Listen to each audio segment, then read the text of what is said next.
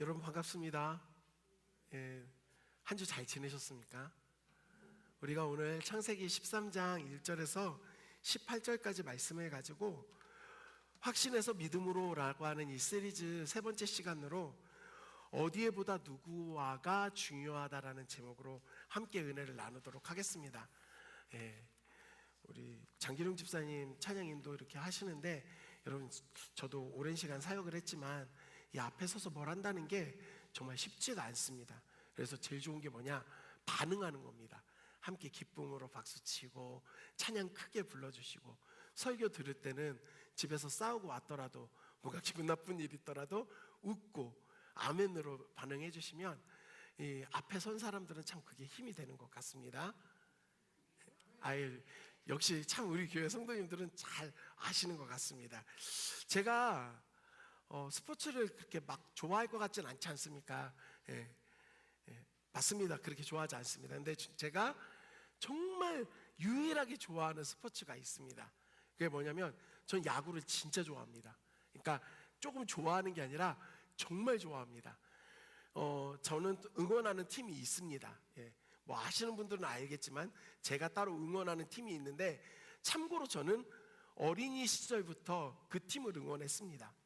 근데 참 지독히 못했습니다. 그러다 작년에 좀 잘했고, 올해 이제 보는데 올해 몇 번 이렇게 앉아서 볼 때마다 속 터지는 모습들이 나옵니다. 뭐냐면 그 수비를 하면서 실책하는 장면이 자주 나오는 거예요. 제가 알고 있기로는 전체 지금 팀 중에 실책이 1위가 제가 응원하는 팀일 겁니다. 실수하는 거 딱 보면 바로 채널을 돌리거나 그냥 TV를 끕니다. 안 봅니다. 더 보지 말아야 되겠다. 정신건강에 너무 해롭다라는 생각을 하면서 하는데, 참 안타깝죠. 여러분, 우리가 어떤 사람들에게 실력이 있다라고 이야기를 할 때는요, 물론 출중하고 탁월한 어떤 능력을 가지고 있을 때 그런 이야기를 하기도 하지만, 또 가만 생각해 보면 실수가 적은 사람들에게 그런 평가를 합니다. 실력이 있다라고. 정말 잘 준비되어졌고 잘 하여서 실수가 적고 실패하는 것들이 적은 사람들을 향하여 우리는 저 사람은 실력이 있다라고 평가를 하더라는 겁니다. 그런데 우리가 살아가면서 실수가 없었으면 좋겠고 실패가 없었으면 좋겠지만, 그렇게 되시던가요? 참 많은 실수가 있고 실패가 있습니다. 그리고 어떤 실패와 실수는 정말 자주 생각이 나면서, 여러분 소위 요즘 젊은 친구들 말로 하면 자다가도 이불킥을 하게 됩니다. 발을 팍 차면서 그때 그러지 말았어야 되는데, 그 실수 너무 안타깝다, 그거 너무 아쉽다 하는 실수들이 있다라는 겁니다. 저만 있나 봅니다.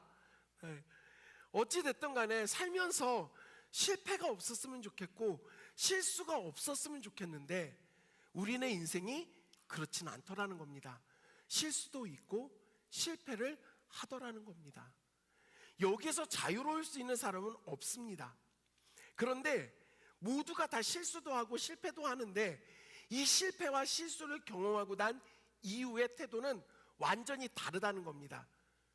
실수와 실패를 했을 때 가만히 앉아서 복기를 하면서 내가 어떤 선택이 잘못됐었는가, 나의 어떤 결정이 이 실패를 가져왔는가, 내가 무엇 때문에 이 실수가 일어났는가를 생각하는 사람은 동일한 실수와 실패를 경험하지 않게 되는 반면에, 전혀 이런 것들은 없이 실수했어도 실패했어도 아물랑 그냥 뭔가 잘 안 맞았던 거야, 내가 운이 좀 없었던 거야 하면서 복귀하지 않는 그런 사람들은요, 동일한 상황이었을 때 또 실수할 수밖에 없는, 실패할 수밖에 없는 선택을 하더라는 겁니다. 이 말씀을 드리는 이유가 있습니다. 우리가 계속해서 함께 보고 있는 아브라함이 갈대아 우르에 있을 때 하나님의 그 음성을 듣고 하나님의 명령대로 가나안 땅을 향해 갔습니다. 그리고 약속의 땅에 이르렀을 때 하나님 앞에 제단을 쌓고 예배를 드렸고, 하나님께서 그에게 분명한 약속을 허락해 주셨습니다. 그런데 우리가 지난주에 말씀을 나눌 때 아브라함에게 어떤 어려움이 찾아왔습니까? 기근이 찾아왔다라는 겁니다. 큰 어려움에 봉착하였을 때 그가 어떤 선택을 했습니까? 하나님의 은혜의 그 자리, 약속의 땅을 등지고 이집트를 향해서 점점 남방으로 옮겨갔습니다. 왜냐하면 이집트는 물이 많고 비옥했던 너무나도 살기 좋은 땅이었기 때문에 자기 눈에 보기에 그곳에 가는 것이 당장의 이 기근을 해결할 수 있는 방법이라고 생각하고 그가 이집트 땅을 향해 갔다라는 겁니다. 뿐만 아니라 거기에서 그 자기와 상관없는 이집트의 사람들이 자기 아내 사라의 미모를 보고 자신에게 해코지를 할까 두려워 아내를 누이로 속이고자 하는 나름대로의 계책을 세워놓고서 스스로 만족했을지 모릅니다. 하지만 그 땅에서 그가 경험했던 것은 그러한 기대감에 충족되어지는 성공이 아니었습니다. 그곳에서 바로에 의해서 자기 아내를 빼앗기게 됐고 많은 은금을 받았지만 소유가 늘어나긴 했지만 사랑하는 아내를 데리고 올 수 없는 절망적 상황을 맞이하게 됐다라는 겁니다. 그곳에서 하나님의 은혜로 말미암아 아브라함이 결국에 그 아내를 되찾을 수 있었고 이제 쫓겨나다시피 해서 그 이집트 땅에서 그가 떠나게 됩니다. 오늘 본문의 말씀 13장 1절의 말씀을 보면 이렇게 나와 있습니다. 아브라함이 애굽에서 그와 그의 아내와 모든 소유와 롯과 함께 네겝으로 올라가니. 사랑하는 성도 여러분, 여기서 중요한 단어가 있습니다. 바로 올라가니라고 하는 이 단어입니다. 네겝이라고 하는 지역은요 광야입니다. 사막 지역이에요. 소망이 없습니다. 비옥했던 그 이집트 땅을 등지고 그 네겝으로 올라간다라고 하는 것은 사실 그 선택 자체가 우리가 눈으로 보기에는 긍정적이고 좋은 선택은 아니었습니다. 그런데 중요한 것은 무엇이냐? 이 네겝을 통해 아브라함이 궁극적으로 어디를 향해 가게 되는가? 하나님께서 약속하셨던 땅으로 다시금 올라가게 된다라는 겁니다. 그래서 이 올라간이라고 하는 단어는 단순히 물리적으로 우리가 다시금 위쪽으로 올라가게 되었다라는 표현만 쓰는 것이 아니라 영적인 회복의 상태를 말하는 겁니다. 그가 실패와 실수로 인하여서 절망을 경험하고 완전히 밑바닥을 찍었지만 이것으로 끝난 게 아니라 하나님의 도우심과 은혜로 말미암아 그의 인생이 영적으로 다시금 각성되어져서 하나님의 은혜의 자리로 나아가게 됐다라는 것을 오늘 본문의 1절은 기록하고 있습니다. 사랑하는 성도 여러분, 우리에게도 동일합니다. 우리가 실수할 수 있고 실패할 수 있습니다. 그런데 우리에게는 다른 사람들과 다른 부분이 있습니다. 세상의 사람들과는 엄연히 다른 부분이 존재한다라는 겁니다. 그게 무엇이냐면 그렇게 실수하고 실패하여 넘어져 있던 그 인생의 가장 밑바닥에 있을 때 우리 살아계신 하나님이 우리 가운데 함께하여 주시고 은혜를 베풀어 주신다는 겁니다. 할렐루야. 여러분 이걸 믿으십니까? 그래서 그 하나님의 은혜로 말미암아 우리는 다시금 일어나 영적인 회복을 이룰 수 있다라는 겁니다. 그러니까 엄밀히 말하면 우리가 영적으로 회복되기 위해서 다시금 하나님과의 관계가 살아나기 위해서는 다른 것이 필요하지 않습니다. 주님의 그 은혜의 자리, 약속의 땅, 하나님 함께 하셨던 그 현장으로 우리가 돌아가야 된다라는 겁니다. 이것을 알아야지만 그 은혜를 다시금 경험할 수 있게 되어지고 그리고 더 나아가 영적인 그 침체기에서 회복을 경험할 수 있다라는 겁니다. 어찌되었던 간에 아브라함이 쫓겨나다시피 해서 그 네겝을 향해 가는데 그가 이집트 땅을 갈 때보다 달라진 점이 있었습니다. 그게 무엇인가? 2절 말씀 같이 읽겠습니다. 시작. 풍부하였더라. 풍부했다라는 겁니다. 갈 때보다 은과 금 그리고 가축이 풍부해졌다. 여러분 이렇게 이야기를 하면 와 좋은 거 아닌가? 그런데 재미있는 게요, 히브리어 원어를 보잖아요. 풍부하였다라고 하는 이 단어가 단순히 많아졌다, 풍부해졌다, 요것만 상징하는 단어가 아닙니다. 이 히브리어는요, 또 다른 뜻도 있습니다.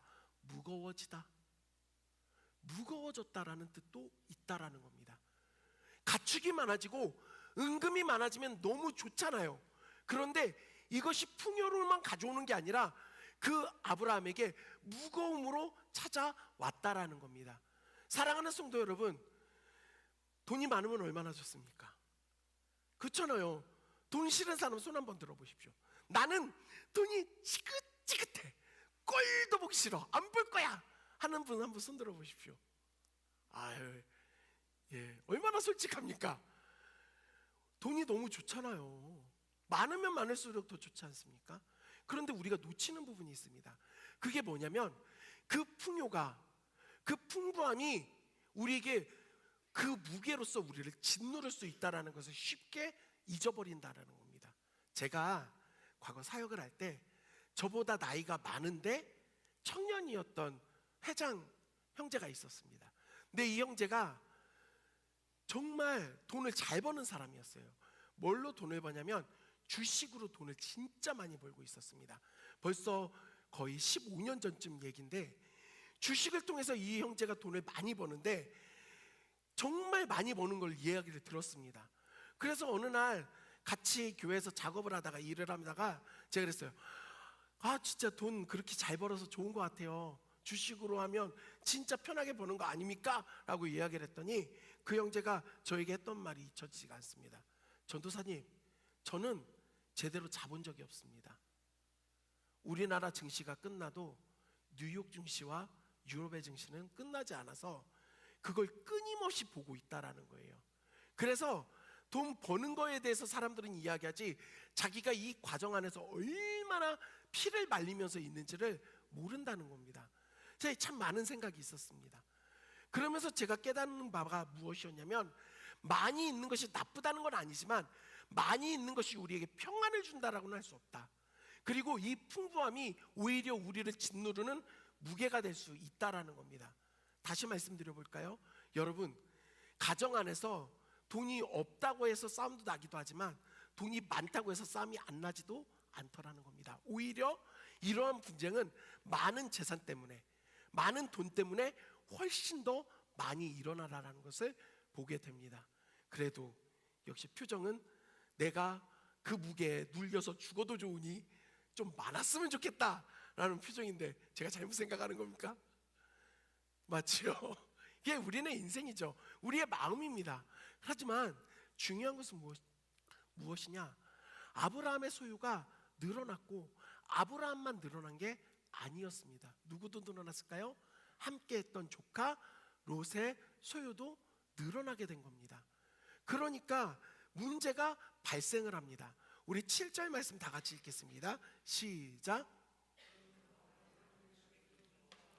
롯의 가축의 목자가 서로 다투고 또 가나안 사람과 브리스 사람도 그 땅에 거주하였는지라. 사랑하는 성도 여러분, 여기를 보십시오. 이전까지는 문제가 없었지만 소유가 많아지니까 어떤 문제가 생깁니까? 아브라함의 가축을 치는 목자와 롯의 가축을 담당하는 목자가 서로 다투더라는 겁니다. 단순히 마음이 안 맞아서 다툰 게 아닙니다. 이들은요, 그 염소, 소, 양을 치다 보니까요, 목초지가 필요합니다. 그 목초지에 있는 것들을 먹게 되면 한계가 있습니다. 그런데 아브라함의 양떼나 그 가축대가 먼저 거기서 선점해서 목초지를 싹 굴고 가면 롯의 가축들은 먹을 게 없는 거예요. 그러니까 서로 자신들의 그 가축을 먹여야 되는 목초지를 찾다 보니까 부딪힐 수밖에 없었다라는 겁니다. 그리고 또한 이 지역은요, 물이 풍부하지 않았기 때문에 샘도 한계가 있었습니다. 그 수많은 가축을 먹이는데 얼마나 많은 물이 필요했겠습니까? 그러니까 목자들끼리 생존을 건 싸움이 일어날 수밖에 없었습니다. 물질적인 것들은 결국에 우리에게 평안함도 주지만, 평안함도 주지만 우리로 하여금 여러 경험하지 않았던 그 부딪힘과 다툼을 가져오게 된다는 것을 오늘 말씀은 우리에게 분명히 보여줍니다. 어찌 되었던 간에 이렇게 되어졌을 때 아브라함의 마음 가운데 부담이 생깁니다. 오늘 특별히 7절 말씀에 어떤 부분에 우리가 눈을 두고 주목해야 되냐면, 가나안 사람과 브리스 사람도 그 땅에 거주하였는지라. 오늘 말씀은 그렇게 기록하고 있습니다. 여러분, 왜 굳이 그 땅에 거주하고 있는 가나안 사람과 브리스 사람을 이 말씀에는 기록하고 있을까요? 아브라함과 롯이 살기에도 너무나도 좁은 땅덩어리 안에, 그 안에 가나안 사람도 있고 브리스 사람도 있으니까 너무 더 불편했겠구나, 이러한 정보를 주기 위해 우리에게 이것을 기록하는 게 아니라는 겁니다.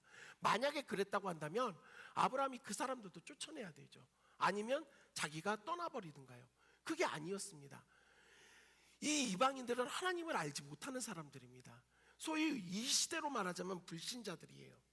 그런데 소위 하나님의 음성을 듣고 하나님을 섬긴다라고 하는 자신이 재산의 문제로 인하여 자기 조카 롯과 계속해서 부딪힘이 생기고 다툼이 생기면, 그 가나안 사람들과 브리스 사람들이 어떻게 볼까요? 그냥 우리를 표현대로 해볼까요? 야, 교회 다닌다고 하더니 다를 게 없네. 예수 믿는다라고 하더니 오히려 더 싸우네. 이러한 모습들이 나타나더라는 겁니다. 그리고 실제로 현재 많은 그리스도인들을 통해 세상의 사람들이 그러한 평가를 하는 것을 우리가 보게 됩니다. 사랑하는 성도 여러분, 우리가 세상 가운데 살아갈 때 나는 예수 믿고 구원받았으니까 됐어가 아닙니다. 우리가 이 땅 가운데 그리스도 예수 복음을 증거하는 사명이 있다라고 한다면, 세상을 향하여서 우리의 삶의 태도가 적어도 손가락질 당하고 욕먹는 그러한 삶으로 나아가서는 안 된다라는 겁니다. 아브라함은 그러한 부담을 갖고 있었습니다. 그래서 그 아브라함이 어떤 제안을 하게 되는가? 오늘 말씀은 이렇게 기록합니다. 자, 9절 말씀 다 같이 읽겠습니다. 시작. 내가 좌하면 나는 우하고 내가 우하면 나는 좌하리라. 사랑하는 성도 여러분, 아브라함이 그것으로 인하여 부담만 느끼고 고민만 한 게 아니라 이제는 결단을 하고 선택을 합니다. 어떻게 선택을 하는가? 자기 조카 롯에게 제안을 합니다. 야, 우리가 같이 다니는 게 좋지 않다. 이제는 나를 떠나라. 나를 떠나가라. 이거 너무 중요합니다. 왜냐? 제가 거기를 빨간표로 해놓은 이유가 있습니다. 제가 가나안 땅으로 아브라함이 출발할 때 굳이 조카 롯을 데리고 왔던 이유에 대해서 말씀을 드렸습니다. 왜 데리고 왔다고 했죠? 자식이 없어서. 플랜 B였어요. 그럼 이 당시에 지금 아브라함이 조카 롯에게 나를 떠나라고 이야기할 때 자식이 있었을까요? 없었을까요? 여전히 없습니다. 여전히 그는 나이가 많아요. 오히려 전보다 더 많아졌습니다. 기대와 소망하는 바가 끊어진 상태예요. 그런데 자신의 플랜 B였던 롯에게 나를 떠나라고 말하는 겁니다. 할렐루야. 변화가 일어난 겁니다. 내가 생각했던 나의 확신과 나의 계산과 내 나름대로 이게 좋다라고 여겼던 그것들을 아브라함이 내려놓기 시작했다라는 겁니다. 그가 이집트 땅에서 경험했던 실수와 실패가 그에게 마이너스가 된 것이 아니라 그로 하여금 한 단계 성숙하게 만들고 하나님의 은혜를 바라볼 수 있게 만들어 놓으니, 그는 여전히 절망적 상황이고 여전히 자녀가 없지만 자신의 플랜 B였던 그 롯에게 나를 떠나가라고 말하고 있는 것입니다. 놀라운 변화가 일어났습니다. 그리고 나서 아브라함은 롯에게 제안을 합니다. 네가 먼저 선택해라. 연장자가 먼저 해야 되는데, 누구도 뭐라고 하지 않는데 아브라함은 롯에게 먼저 선택할 수 있는 기회를 줍니다. 그러면서 네가 좌를 선택하면 나는 우로 가고, 네가 우를 선택하면 나는 좌로 갈 거다. 반대로 갈 거다. 그러니까 네가 먼저 선택해라 라고 아브라함이 이렇게 제안을 한 겁니다. 사랑하는 성도 여러분, 우리나라 사람들은요, 그 예의상 몇 번 이렇게 권유한다고 하죠? 예의상? 예, 우리나라 사람들은 배우지 않아도 룰이 있어요. 3번. 그래서 3번 정도는 다시 이렇게 거절을 하거나 해야 된다라고 말을 안 그런가요? 저는 그렇습니다. 충청도는 장난 아닙니다. 예, 이거 주면 어때? 이거 가져갈래? 아니요, 안 줘도 돼. 그러면 그래요, 알았어, 말어. 그게 아닙니다. 아니요, 가지고 와. 아니요, 난 안 가져가. 됐어. 그래도 가져가. 그러면 이제 세 번째 됐을 때 그럼 좀 싸봐, 이렇게 얘기하는 겁니다.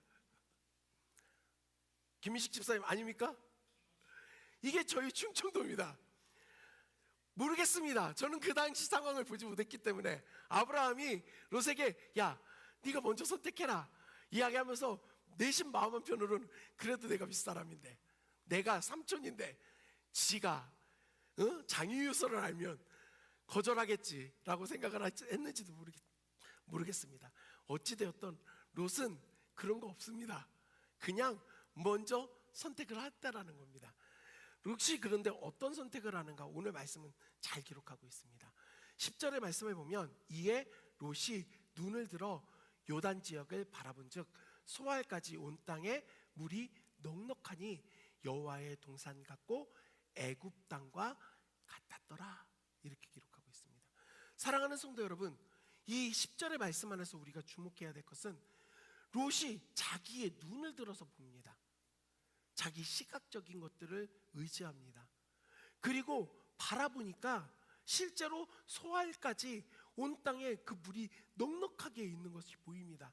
누가 보더라도 좋은 땅이고 농사를 짓기도 좋고 목초지가 넘쳐나서 자기의 가축들이 그곳에 가면 먹을 게 많아지기 때문에 더 풍성해지고 부자가 될 수 있다는 것을 깨닫게 됩니다. 그러면서 어떻게 표현하는가? 그가 그곳을 보니까 여호와의 동산 같다라고 말을 합니다. 참 이 표현이 너무 크게 다가옵니다. 왜냐? 그가 선택하는 그 땅은 우리가 너무나도 잘 알고 있는 소돔과 고모라 지역입니다. 그리고 그 땅의 마지막이 어떠한지를 우리는 너무나도 잘 알고 있습니다. 그 땅에 의인이 100명도 아니요 50명도 아니요 열이 없습니다. 그 의인 없음으로 인하여 멸망당했던 그 땅을 그 롯은 선택을 하면서 어떤 표현을 하는가? 여호와의 동산 같고라고 표현을 합니다. 물 많고 살기 좋고 양떼가 먹을 게 많아지고 자기의 소유가 늘어날 게 뻔히 보이는 그 지역이 여호와의 동산과 같다라고 표현하는 이 표현, 우리의 신앙의 자세에는 이러한 모습이 있지 않습니까? 소위 성공하는 자리, 잘 되는 자리, 그곳이 하나님이 함께하는 자리라고 우리는 말합니다. 진짜 그렇습니까? 그렇다라고 한다면 예수님은 우리에게 이렇게 말씀하셔야 됩니다. 누구든지 나를 따르려거든 넓은 길로 들어와라. 넓은 문을 선택해라. 편안한 길을 와라. 성공하는 그 자리를 찾아가라 라고 말씀하셔야 되는데 예수님은 우리에게 그렇게 말씀을 하시지 않는다라는 겁니다. 오히려 위와는 반대의 말씀을 하십니다. 누구든지 나를 따르려고는 자기를 부인하고 십자가를 져야 되고 나를 따르는 그 길은 좁은 길이라는 겁니다. 그리고 그 길이 너무 협착해서 찾는 이들이 적다라고까지 예수님 말씀하십니다. 사랑하는 성도 여러분, 지금 롯은요 자기 나름대로 성공할 수 있는 자기 눈에 바라볼 때 확신을 가지고 선택을 하며 거기가 여호와의 동산 같다라고 생각을 합니다. 그런데 이것은요 철저히 자기 계산이었습니다. 하나님의 뜻이 거기에 있는지는 중요하지 않습니다. 하나님이 그곳에 계시는지는 중요하지가 않았다라는 겁니다. 그리고 실제로 오늘 말씀의 13절 말씀을 보면요 소돔 사람은 여호와 앞에 악하여 큰 죄인이었더라라고 기록하고 있습니다. 어느 날 갑자기 롯이 그곳에 가서 살다 보니까 이 사람들이 눈이 뒤집혀서 갑자기 바뀐 게 아니었습니다. 이미 이 지역은 너무나도 악하였고 하나님 앞에서 죄를 범하고 있었던 것이 그 당시에도 다 알려져 있었던 겁니다. 그런데도 중요하지 않습니다. 왜냐? 성공할 수 있다고 한다면, 내 소유가 더 늘어날 수 있다고만 한다면 나는 거기로 갈 거야 라고 하면서 롯은 선택을 한 겁니다. 자기의 삼촌이었던 아브라함과 함께하고 아브라함에게 하나님이 말씀하시고 약속하셨고 하시는 모든 일들을 봤음에도 롯은 깨닫는 바가 없었습니다. 이제 롯이 그 선택한 지역으로 떠나가고 아브라함이 홀로 남았을 때 아브라함이 현실적으로 그 마음이 어땠을까요? 먼저는요, 자식처럼 여기고 있었던, 아니 나의 후계자로 세워야 되겠다라고 계획했던 아들과도 같았던 롯이 떠나간 후에 그 마음이 왜 쓸쓸하지 않았겠습니까? 그리고 또한 배신감이 왜 없었겠습니까?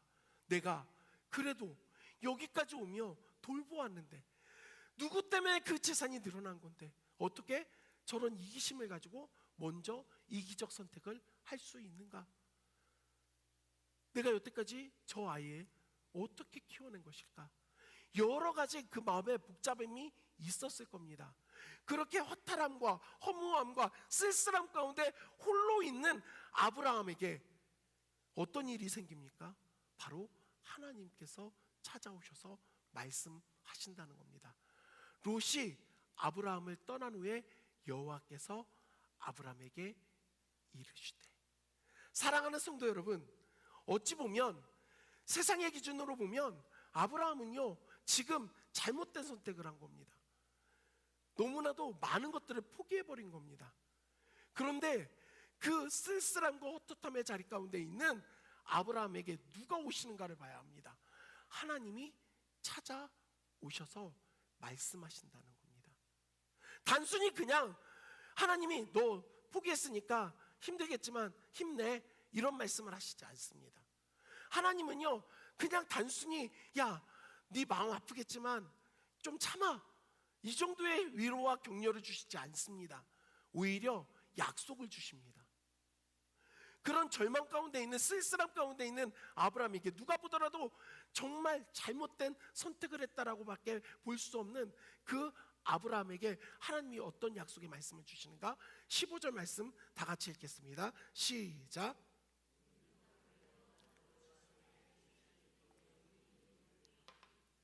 네가 동서남북 사방으로 보는 그 모든 땅을 내가 너에게 주는데, 너에게만 주는 게 아니라 누구에게도 준대요? 내 자손에게 준다는 겁니다. 할렐루야. 여러분, 이건 너무나도 중요한 사실입니다. 땅을 준다라는 것 자체가 대단한 게 아닙니다. 이미 태문이 끊어지고 도저히 자식을 낳을 수 없는 절망 속에 있는 아브라함인데, 그 아브라함에게 하나님이 자손에 대한 약속을 주신다는 겁니다.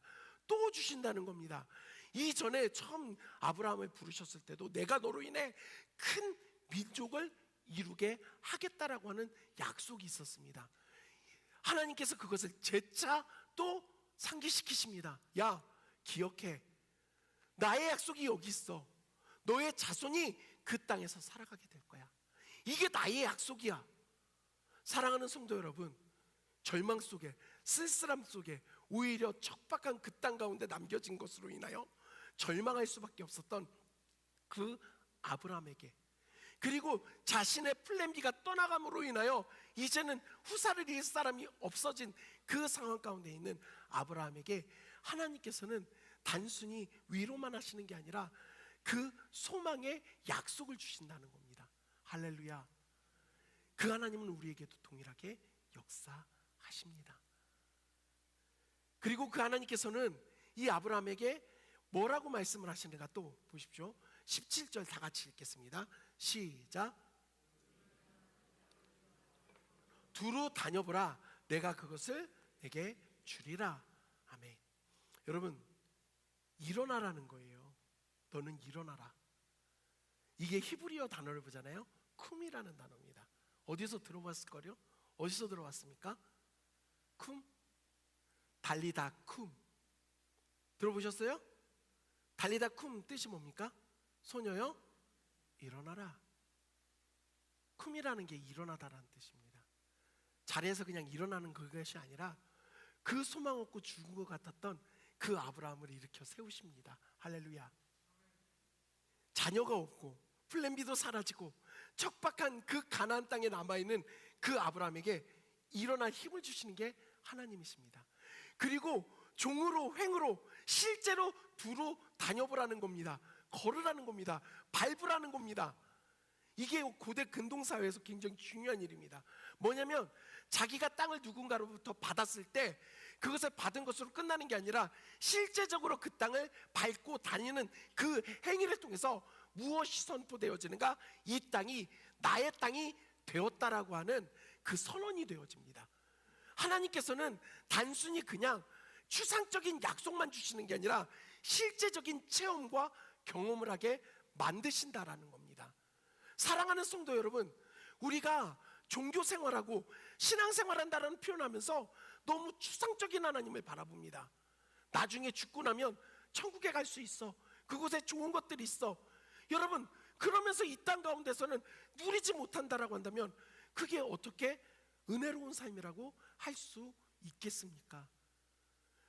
우리 그리스도인들, 우리 기독교가 다른 종교와 다른 게 무엇입니까? 무엇이 다를까요? 우리가 믿는 하나님이 살아계십니다. 믿으십니까? 믿으세요? 하나님은 살아계세요. 유일하게 하나님만 살아계십니다. 그래서 그 아님을 통해 무엇이 되는가? 체험이 됩니다. 경험하게 된다라는 겁니다. 살아계시기 때문에. 그리고 그 하나님은 지금 아브라함에게 그것을 누리게 하십니다. 경험하게 하십니다. 사랑하는 성도 여러분, 오늘 말씀의 제목이 어디냐가 중요한 것이 아니라 누구와 함께 하느냐가 중요하다라는 겁니다. 아브라함은요, 깨달았습니다. 이집트 땅에 가서 자기의 잔머리를 아무리 다 굴려보아도 결론적으로는 실패하더라, 절망밖에는 없더라는 것을 깨닫게 된 겁니다. 그리고 그가 그곳에서 바라본 건 그 땅이 중요한 게 아니라 하나님이 나와 함께 하심이 중요하구나. 하나님이 함께 하심이 너무나도 중요한 거였구나. 그가 그것을 깨닫게 되니 이제는 그의 선택의 폭이 달라집니다. 방향이 달라지는 겁니다. 저는 이제 말씀을 정리하려고 합니다. 사랑하는 성도 여러분, 보십시오. 실수할 수 있어요. 그럼 나중에 아브라함은 실수 절대 안 하는가? 또 합니다. 또 해요. 또 넘어집니다.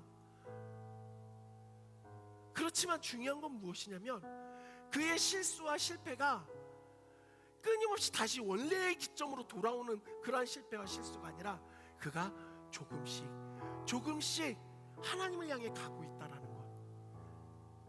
우리로 표현해 볼까요? 내가 이거 하지 않아야지. 하지만 어김없이 찾아오는 문제와 그 넘어짐이 있더라는 겁니다. 나는 이번에 꼭 다이어트 할 거야, 안 먹을 거야. 하지만 그날 저녁 우리의 그 야식 앞에 앉아있는 모습을 보게 될 때도 있습니다. 단순히 그냥 이것은 그냥 해프닝이죠. 하지만 이거 말고 진짜 우리의 마음을 무너뜨리는 죄악들이 있고요, 진짜 우리의 그 삶을 쥐고 흔드는 고난이 옵니다. 그럴 때 또 넘어질 때도 있고 주저앉을 때도 있습니다. 왜 없겠습니까? 그런데 그런 실수와 실패가 우리로 하여금 절망으로만 남게 하는 게 아니라 우리의 눈을 들어 다른 것을 보게 만드는 도구가 된다라는 겁니다. 롯은요, 철저히 자기 눈을 들어 자기가 바라본 그 자기의 계산 안에 그 풍족한 소돔과 고모라를 선택해서 성공한 것처럼 여겨졌지만 그 끝은 소망이 없는 자리였습니다. 하지만 그 척박한 가나안 땅에 홀로 남겨진 아브라함은 어떻습니까? 현실적으로는 모든 것을 다 잃어버린 것처럼 보였지만 하나님께서 그를 찾아오셨고 하나님께서 그와 함께 하시니 그가 열국의 아버지로서 믿음의 조상으로서 우리에게 이렇게 기록되어져 있지 않습니까? 기억하십시오. 어디냐가 아니라 누구와 함께 하느냐가 중요합니다. 우리의 그 삶의 자리가 너무나도 힘들고 고통이 넘치고 어려움이 많다 할지라도 그곳에 우리 주님이 함께 하신다라고 한다면 우리는 그곳에서 천국을 경험할 수 있습니다. 할렐루야. 하지만 우리의 삶의 그 자리가 너무나도 풍족하고 넘쳐나고 가득 채워져서 부족한 게 없는 것처럼 여겨질다 할지라도 그 자리에 주님이 함께 하시지 않는다라고 한다면 그곳에는 기대와 소망이 없습니다. 약속이 없습니다. 절망밖에는 없다라는 겁니다. 사랑하는 성도 여러분, 우리의 입술 가운데 이 한 주 그 찬양이 넘쳐났으면 좋겠어요. 주 예수와 동행하니 그 어디나 하늘나라, 높은 산이 거친 들이 초막이나 궁궐이나 내 주 예수 모신 그곳이, 주님이 함께하는 그곳이 하늘나라입니다. 천국입니다. 이러한 고백이 우리 수정교회 사랑하는 성도들 입술에, 그 마음에 넘쳐나기를 원합니다. 사랑하는 성도 여러분, 내 확신이 중요하지 않습니다. 주님을 향한 믿음이 중요한 겁니다. 그 주님으로 인하여 온전히 변화를 경험하고, 아브라함이 조금씩 달라진 것처럼 날마다 그리스도 예수를 조금씩 더디더라도 닮아갈 수 있는 저와 여러분들이 되기를 주님의 이름으로 간절히, 정말 마음 다해 간절히 소원합니다. 우리 말씀을 붙잡고 함께 찬양할 때